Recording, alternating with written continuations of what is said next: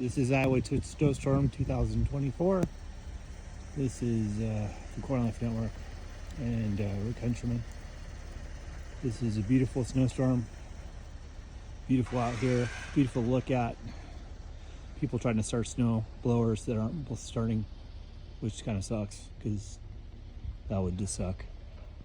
My beautiful neighbor has decided to get our snow done today, which is just, I'm so grateful. Anyway, this is it. This is the snow. Look at this. It's the heavy, thick, wet snow. Kind of like what we'd get somewhere else. But it's usually not this time of year in Iowa. It's usually pretty light and airy, but I would not want to move this. Anyway, hope everyone's having a great day. This is Rick